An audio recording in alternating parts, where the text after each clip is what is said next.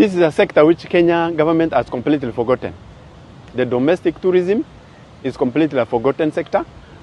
These are Kenyans in the domestic tourism areas are on their own currently. They are trying to, we are talking of those small-scale tour operators.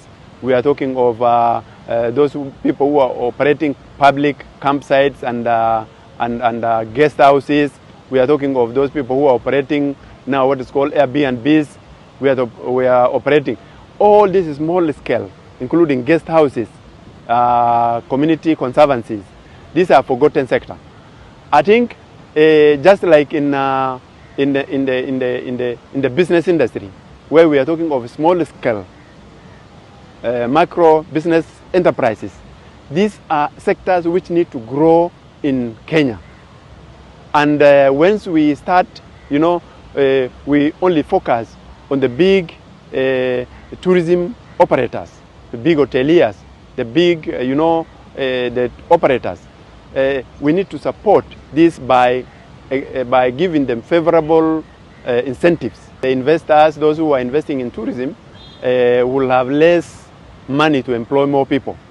So this is going to affect the workforce in terms of engagement. This will also affect the quality, because you need to get quality staff and quality services to the tourists, and this will also affect. And so it is in totality is going to affect the tourism service delivery. We have only most of the time focused on beach tourism and safaris in Kenya.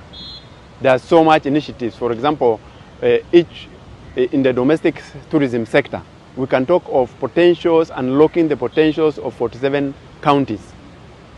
If you talk of the coast, for example, Lamu alone has a lot to offer, both from in the ocean, in the culture, and in the marine sector, coming to Tana River, coming to, for example, to Kilifi and Mombasa and Kwale.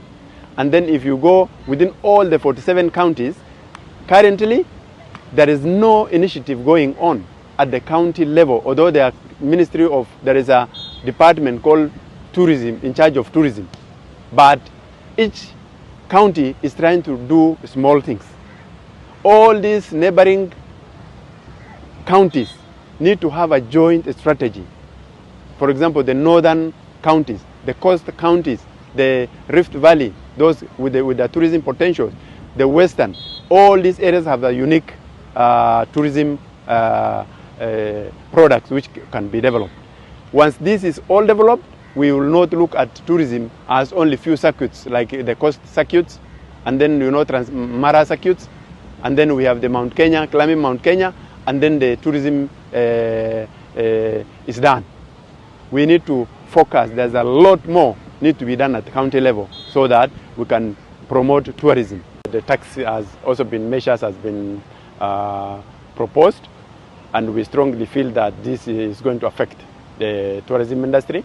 Kenya, for example, has been now growing in the areas of conference tourism. This is an area where now we have seen growth in Nairobi, in the areas like Naivasha, in the outskirts of Nairobi, and the coast also. This will be affected once we impose this also this tax. We need to first and foremost promote where people have tried to invest in the resources and support with the help of those with the government incentives to first of all recover, and then this tax can be postponed and be put in place when the tourism has recovered fully. If Kenya become expensive destination, there will be investor flight. Investors will leave Kenya and go invest in neighboring countries. We have already seen signs that Tanzania, for example, is benefiting a lot from the tourists those who used to be in Kenya are now moving to Dar es Salaam.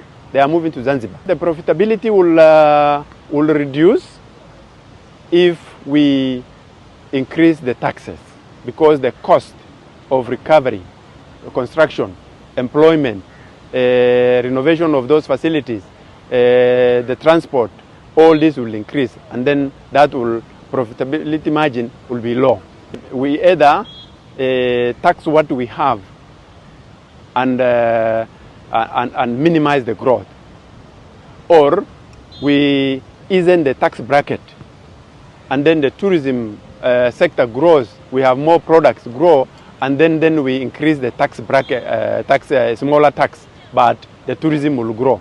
I think the best option is not to impose tax such that tourism product and tourism facilities will not grow, but to allow